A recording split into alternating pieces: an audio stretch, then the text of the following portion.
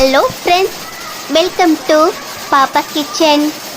இன்னைக்கு நம்ம கிச்சனில் ரொம்ப சுலபமாக வெறும் 5 நிமிஷத்தில் சட்டுன்னு செய்யக்கூடிய ஒரு சூப்பரான இன்ஸ்டன்ட் ஸ்வீட். தீபாவளி நெருங்கிருச்சு. தீபாவளிக்கு நிறைய ஸ்நாக்ஸ் ஸ்வீட்ஸ் எல்லாம் அப்லோட் பண்ணுங்க அக்கா அப்படின்ட்டு நிறைய பேர் கமெண்ட்லையும் மெயில்லையும் மெசேஜ்லையும் கேட்க ஆரம்பிச்சிட்டிங்க. இந்த ரெசிபி மட்டும் கிடையாது, இதுக்கு பிறகு இனிமே தீபாவளி வரைக்கும் நம்ம சேனல்ல தினம் தினம் உங்களுக்கு நிறைய தீபாவளி ரெசிபிஸ் தான் அப்லோட் பண்ணலான் இருக்கேன். அது மட்டும் இல்ல, இந்த ஸ்வீட் ரெசிபி பார்த்த பிறகு வீடியோ லாஸ்ட்ல ஒரு முக்கியமான விஷயம் நான் ஷேர் பண்ணியிருக்கேன். இந்த தீபாவளியை இன்னும் கொஞ்சம் ஸ்பெஷலா மாத்துறதுக்கு பாப்பாஸ் கிச்சன்ல உங்க ரெசிபிஸ் வர்றதுக்கு ஒரு சில விஷயங்கள் ஷேர் பண்ணியிருக்கேன். ஸோ வீடியோ ஸ்கிப் பண்ணாம லாஸ்ட் வரைக்கும் பாருங்க. பொதுவாக மில்க் பேடா பால் பேடா செய்கிறதுக்கு பாலை நல்லா காய்ச்சி வத்த வச்சு ரொம்ப பெரிய லாங் ப்ராசஸ், கிட்டத்தட்ட 2 மணி நேரம் கூட ஆகும். அல்லது குயிக்காக செய்யணும் அப்படின்னா பால் பவுடர் மில்க் பவுடர் பயன்படுத்தி செய்யலாம். அது கூட உங்களுக்கு 30 நிமிஷம் வரைக்கும் தேவைப்படும். ஆனால் நாம் இன்னைக்கு செய்யக்கூடிய இந்த இன்ஸ்டன்ட் மில்க் பேடா ரொம்ப சுலபமாக வெறும் 5 நிமிஷத்தில் செய்யக்கூடிய மெத்தட். ஸோ ரொம்ப சுவையாக வெறும் 5 நிமிஷத்தில் இன்ஸ்டண்ட்டாக செய்யக்கூடிய இந்த சூப்பரான ரெசிபியை ரொம்பவே சுவையாக எப்படி செய்யுதுன்னு பார்க்கலாம். வாங்க கிச்சனுக்கு. இப்போ நான் இந்த மாதிரி கோயா எடுத்திருக்கேன். கோயா வேற ஒன்றும் இல்லை, முழுக்க பால் தான். எல்லா சூப்பர் மார்க்கெட்லேயும் பால் கடைகள்லையும் கிடைக்கும். ஸோ அதை பயன்படுத்தி தான் நம்ம இன்னைக்கு செய்ய போகிறோம். இப்போ இதை இந்த மாதிரி கேரட் துருவோம் இல்லையா, அது மாதிரி பூவாக துருவி எடுத்துக்கலாம். கோயா 50 ரூபாயிலேருந்தே கிடைக்கும், நீங்கள் வாங்குகிற பிராண்ட் பொறுத்தது. இல்லை உங்களுக்கு இது வாங்க முடியல, உங்கள் ஏரியாவில் கிடைக்கல அப்படின்னா நார்மலாக பால் காய்ச்சி நல்லா வத்த வச்சு அல்லது மில்க் பவுடர் சேர்த்து அந்த மாதிரி செய்வோம்ல, ஸோ அப்படி ட்ரை பண்ணுங்கள். அந்த மாதிரி பால் பயன்படுத்தி செய்யக்கூடிய பேடா, மில்க் பவுடர் பால் பவுடர் பயன்படுத்தி செய்யக்கூடிய பேடா எல்லாமே நம்ம சேனலில் ஏற்கனவே அப்லோட் பண்ணியிருக்கோம். அது கொஞ்சம் லேட் ஆகும். ஆனால் நாம் இன்னைக்கு பார்க்குற மெத்தட் ரொம்ப சுலபமாக சட்டுன்னு இன்ஸ்டண்ட்டாக 5 நிமிஷத்தில் செய்யக்கூடிய மெத்தட். ஸோ அதனால தான் இதை நான் சூஸ் பண்ணியிருக்கேன். இதோ பாருங்கள், இந்த மாதிரி நல்லா பூவாக துருவி எடுத்தாச்சு. இப்போ செய்ய ஆரம்பிக்கலாம். இப்போ ஒரு கடாயில் 1/4 கப் நெய் சேர்த்துறேன். நெய் உருகி வந்ததும் கொஞ்சம் முந்திரி பருப்புகளை லேசாக தட்டிட்டு உள்ளே சேர்க்குறேன். கூடவே கொஞ்சம் பாதாம் அதையும் சேர்த்துட்டு கலந்து விட்டுருங்க. உங்களுக்கு விருப்பமான நட்ஸ் எது வேணாலும் சேர்த்துக்கங்க. இந்த மாதிரி முந்திரி அண்டு பாதாம் நல்லா பொரிஞ்சு வந்த பிறகு நம்ம பூவாக துருவி எடுத்த கோயாவை உள்ளே சேர்த்துடலாம். ஒரு மிதமான தீயிலே கலந்து விட்டுருங்க. சட்டுன்னு ரொம்ப குறைவான நேரத்திலேயே நல்லா மெல்ட் ஆகி உங்களுக்கு இந்த மாதிரி பதத்துக்கு வந்துடும். பாருங்க எவ்வளோ சுலபமாக வந்துருச்சு அப்படின்ட்டு. நீங்கள் பால் பயன்படுத்தி பால் பவுடர் பயன்படுத்தி செய்யும் போது கிட்டத்தட்ட 2 மணி நேரம் கூட உங்களுக்கு ஆகும். பட் இது ரொம்ப சுலபமாக செய்கிற மெத்தட். இந்த மாதிரி எல்லாம் கலந்து இந்த அளவுக்கு வந்த பிறகு இப்போ இதில் சுகர் சேர்க்கலாம். ஒரு 4 டேபிள் ஸ்பூன் அளவுக்கு நான் சுகர் சேர்க்குறேன். கூடவே டெசிகேட்டட் கோகோனட் அதையும் இதில் சேர்த்துட்டு நல்லா கலந்து விட்டுருங்க. டெசிகேட்டட் கோகோனட் முழுக்க ஆப்ஷனல் தான். நீங்கள் வெறும் கோயா அண்ட் சுகர் மட்டும் சேர்த்து செய்யலாம். ரொம்ப சுவையாக நம்ம மில்க் பேடா ரெடி ஆகிடும். ஆனால் கொஞ்சம் தேங்காய் சுவை இருக்கும்போது கொஞ்சம் டிஃப்ரெண்டான ஒரு ஸ்வீட் டேஸ்ட்டில் உங்களுக்கு கிடைக்கும். ரொம்ப ரிச்சாகவும் இருக்கும் சாப்பிட்றதுக்கு. ஸோ அதனால் நான் இன்னைக்கு இது பயன்படுத்துகிறேன். உங்ககிட்ட டெசிகேட்டட் கோகோனட் இல்லை அப்படின்னா நார்மலான தேங்காய் துருவலை லேசாக கொஞ்சம் நெய்யில் வறுத்துட்டு இதில் சேர்த்துக்கங்க. அப்போயும் ரொம்ப சூப்பராக இருக்கும். இப்போ பாருங்கள் எல்லாம் நல்லா கலந்து வந்துருச்சு. உங்களுக்கு பாத்திரத்தில் ஒட்டுற மாதிரி ஃபீல் ஆனிச்சு அப்படின்னா கடைசியாக ஒரு டேபிள் ஸ்பூன் நெய் சேர்த்துக்கங்க. நான் இன்னைக்கு சேர்க்கலை, எனக்கு பாத்திரத்தில் ஒட்டாமலே வந்துருச்சு. பாருங்கள் இந்தளவுக்கு நல்லா கலந்து வந்துருச்சு. அந்த தேங்காய் சுகர் அந்த கோயா எல்லாம் மிக்ஸ் ஆகி ரொம்ப சூப்பராக வந்துருச்சு. இப்போ ஸ்டவ் ஆஃப் பண்ணிடலாம்.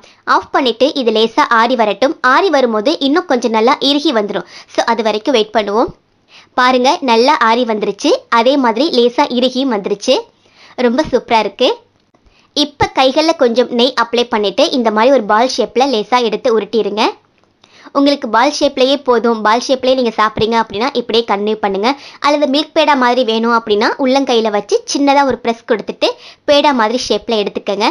நான் இன்னைக்கு கொஞ்சம் டிஃப்ரெண்ட்டாக இருக்கட்டும், பார்க்குறதுக்கு குழந்தைங்களுக்கு பிடிச்ச மாதிரி இருக்கும், ஒரு புதுவித ஸ்வீட் மாதிரி இருக்கும் அப்படிங்கிறதுக்காக இந்த மாதிரி ஷேப்பில் செஞ்சுருக்கேன்.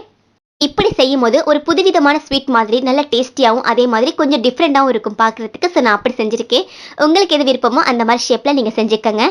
இதை நீங்கள் அப்படியே சாப்பிட்லாம். அல்லது மேலே கொஞ்சம் டெசிகேட்டட் கோகோனட்டை கோட் மாதிரி கொடுத்துருங்க. ஏன்னா நம்ம குக் பண்ணும்போது கொஞ்சம் டெசிகேட்டட் கோகோனட் சேர்த்தோம் இல்லையா, ஸோ அந்த தேங்காய் ஃப்ளேவர் நல்லா இருக்கும். ஸோ மேலேயும் கொஞ்சம் தேங்காய் ஃப்ளேவர் கொடுத்தீங்க அப்படின்னா சாப்பிட ரொம்ப சூப்பராக இருக்கும். நார்மலான மில்க் பேடா மாதிரி மட்டும் இல்லாமல் கொஞ்சம் டிஃப்ரெண்ட்டாகவும் ரொம்ப அட்டகாசமாக ஒரு ரிச்சான ஸ்வீட் மாதிரி இருக்கும். இப்போ அதே மாதிரியே நான் எல்லாத்தையும் செஞ்சு எடுத்துக்கிறேன். நான் ஏற்கனவே சொன்ன மாதிரி ஷேப்ஸ் எல்லாம் உங்கள் ஆப்ஷனல் தான். உங்களுக்கு பிடிச்ச மாதிரி ஷேப்ஸில் நீங்கள் ட்ரை பண்ணலாம். அல்லது நம்ம குக் பண்ணி முடித்தோம் இல்லையா, அப்போவே ஒரு பாக்ஸில் ஒரு ட்ரேயில் மாற்றிட்டு பர்ஃபி மாதிரி கூட நீங்கள் கட் பண்ணி சாப்பிட்லாம். அப்போ இன்னும் ரொம்ப சூப்பராகவும் சுலபமாகவும் வேலை முடிஞ்சிடும். இப்போ பாருங்க, இப்போ நான் எல்லாத்தையுமே ரெடி பண்ணி வச்சிருக்கேன். மறுபடியும் இப்போ இது எல்லாத்தையுமே நான் வந்து டெசிகேட்டட் கோகோனட்ல எல்லா பக்கமும் நல்லா கோட் ஆகிற மாதிரி பெரட்டி எடுத்துக்க போறேன். டெசிகேட்டட் கோகோனட் வீட்டில் இல்லைன்னா ஒன்றும் பிரச்சனை இல்லை. தேங்காய் துருவலை கொஞ்சம் மெல்லிசா துருவி எடுத்துட்டு ட்ரை பேன்ல ஒரு குறைவான தீயில லேசா ஃப்ரை பண்ணி எடுத்துக்கங்க. ரொம்ப சுலபமா டெசிகேட்டட் கோகோனட் வீட்டிலே செஞ்சிடலாம். கூடிய சீக்கிரம் டெசிகேட்டட் கோகோனட் எப்படி வீட்டிலே செய்யறது அப்படின்ட்டு நம்ம சேனலை பார்க்கலாம்.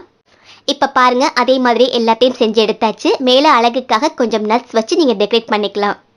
அவ்வளோதான், நம்மளுடைய சூப்பரான இன்ஸ்டன்ட் ஸ்வீட் ரொம்ப ரொம்ப சுலபமாக வெறும் 5 நிமிஷத்தில் ரெடி பண்ணிட்டோம். ரொம்ப சுலபமான மெத்தட், வெறும் 5 நிமிஷத்தில் ரெடி பண்ணிடலாம். பிகினர்ஸ் புதுசாக செய்கிறீங்க, உங்களுக்கு மில்க் பேடாவெல்லாம் பர்ஃபெக்டாக செய்ய வராது அப்படிங்கும்போது இந்த மாதிரி ட்ரை பண்ணலாம். வாயில் வச்சதும் கரையிற மாதிரி மில்க் பேடாவுடைய டேஸ்ட்டில் கூடவே கொஞ்சம் அந்த கோகோனட் வாசம், அந்த தேங்காயுடைய வாசத்தோட ரொம்ப சுவையாக இருக்கும். இந்த தீபாவளிக்கு நம்ம சேனலில் அப்லோட் பண்ண ஃபர்ஸ்ட் ரெசிபி Day 1 இந்த இன்ஸ்டன்ட் ஸ்வீட் கண்டிப்பாக நீங்களும் வீட்டில் செஞ்சு பாருங்க. அண்ட் ஃப்ரெண்ட்ஸ், இந்த தீபாவளியை இன்னும் கொஞ்சம் ஸ்பெஷலாக மாற்றுறதுக்கு ஒரு சின்ன ஐடியா. நம்ம சேனலில் தீபாவளி ரெசிபிஸ் ஏற்கனவே லாஸ்ட் இயரே வந்து நிறைய ரெசிபிஸ் அப்லோட் பண்ணியிருக்கோம். இந்த வருடமும் இன்னையிலிருந்தே தீபாவளி வரைக்கும் நிறைய பலகாரங்கள், நிறைய ஸ்வீட்ஸ் அண்ட் ஸ்நாக்ஸ் தீபாவளிக்காக ஸ்பெஷலாக செய்யலாம் அப்படின்ட்டு நான் பிளான் பண்ணியிருக்கேன், இன்ஷா அல்லா. ஸோ இதுக்கு நீங்கள் என்ன செய்ய போகிறீங்க அப்படின்னா, உங்கள் ஏரியாவில் உங்கள் ஃபேமிலியில் தீபாவளிக்கு நீங்கள் பாரம்பரியமாக செஞ்சுட்டு வர ஏதாவது ரெசிபிஸ் இருக்கும் இல்லையா? இப்போ நார்மலாக எக்ஸாம்பிளுக்கு முறுக்கு, அதிரசம், லட்டு, ஜிலேபி எல்லாமே பொதுவாக எல்லோருமே செய்கிறது நம்ம எல்லோருக்குமே தெரியும். தீபாவளிக்கு எல்லோருமே ட்ரை பண்ணுவோம். ஆனால் நீங்கள் இருக்க ஊரில், நீங்கள் இருக்க ஏரியாவில் ஸ்பெஷலாக வந்து உங்கள் ஊரில் அல்லது உங்கள் ஏரியாவில் அல்லது உங்கள் ஃபேமிலியில் பாரம்பரியமாக ரொம்ப காலமாக செஞ்சுட்டு வரோம், இது இல்லாமல் தீபாவளியே இல்லை அப்படிங்கிற அளவுக்கு ரொம்ப ஸ்பெஷலான ஸ்வீட் அல்லது ஸ்நாக்ஸ் ஏதோ ஒன்று கண்டிப்பாக இருக்கும்ல. ஸோ அந்த மாதிரி ஒரு ரெசிபி இருந்தது அப்படின்னா கண்டிப்பாக நம்மளுடைய ஃபேஸ்புக், இன்ஸ்டாகிராம் அல்லது உங்களுக்கு டிஸ்கிரிப்ஷனில் இமெயில் ஐடி கொடுக்குறேன். இந்த மாதிரி உங்கள் ரெசிபிஸ், அந்த ரெசிபிஸ் ஃபோட்டோ இருந்தது அப்படின்னா இன்னும் கொஞ்சம் பெட்டர். ஸோ ரெசிபிஸ் டீட்டெயில்டோட அந்த ஃபோட்டோவோட எனக்கு சென்ட் பண்ணி வைங்க. அந்த மாதிரி வித்தியாசமாக பார்க்குறதுக்கும் சாப்பிட்றதுக்கும் அழகாக உள்ள ரெசிபிஸை நான் செலக்ட் பண்ணி வீட்டில் ட்ரை பண்ணி பார்த்துட்டு அந்த ரெசிபியை உங்கள் பெயரோட நான் வந்து யூடியூப்பில் அப்லோட் பண்ணுறேன். நீங்கள் விருப்பப்பட்ட உங்கள் ஃபோட்டோ, உங்கள் ஃபேமிலி ஃபோட்டோ கூட நீங்கள் சென்ட் பண்ணலாம். நீங்கள் சொன்ன அந்த ரெசிபியோட சேர்த்து உங்கள் ஃபோட்டோவையும் சென்ட் பண்ணி இவங்க தான் அந்த ரெசிபியை சொல்லியிருக்காங்க அப்படின்ட்டு நம்ம ஃபேமிலி மெம்பர்ஸ், நம்ம பாப்பாஸ் கிச்சன் ஃபேமிலி மெம்பர்ஸ் எல்லாருக்கும் நம்ம சொல்லுவோம். இதனால் உங்கள் ஊரில், உங்கள் ஏரியாவில் மட்டும் ஃபேமஸான அந்த ரெசிபி உலகம் முழுக்க, இந்தியா முழுக்க, தமிழ்நாடு முழுக்க நம்ம சேனல் பார்க்கக்கூடிய எல்லோருக்குமே தெரிய வரும். நிறைய பேர் ஒரு புது ரெசிபியை ட்ரை பண்ணுவாங்க. நம்மளுடைய ஃபேஸ்புக் பேஜ், இன்ஸ்டாகிராம் அல்லது மெயில் ஐடி எல்லாத்துடைய லிங்க்கும் டிஸ்கிரிப்ஷனில் கொடுக்குறேன். ஸோ அதுக்கு அந்த ரெசிபி டீட்டெயில், அந்த ரெசிபியோடைய பெயர், அந்த ரெசிபி எப்படி செய்கிறது அப்படிங்கிற முழு விவரம், அந்த ரெசிபியோடைய ஃபோட்டோ இந்த மாதிரி சென்ட் பண்ணி வைங்க. அதை அப்படியே நான் ட்ரை பண்ணி பார்த்து வீடியோ ஷூட் பண்ணி உங்கள் பெயரோட, உங்கள் ஃபோட்டோவோட நம்ம சேனலில் அப்லோட் பண்ணலாம். இந்த தீபாவளி எப்போது மாதிரி நார்மலாக இல்லாமல் நிறைய ரெசிபிஸை நம்ம கற்றுக்கிறதுக்கு, நிறைய ரெசிபிஸை நம்ம ட்ரை பண்ணுறதுக்கு அண்ட் கொஞ்சம் ஜாலியாகவும் போகும். ஸோ கண்டிப்பாக இந்த சான்ஸை மிஸ் பண்ணிடாதீங்க. Day 1 இந்த இன்ஸ்டன்ட் ஸ்வீட்டை கண்டிப்பாக ட்ரை பண்ணி பாருங்கள். நாளைக்கு ஒரு சூப்பரான தீபாவளி ஸ்நாக், தீபாவளி ஸ்பெஷல் ரெசிபியோட மீட் பண்ணலாம். தேங்க்யூ.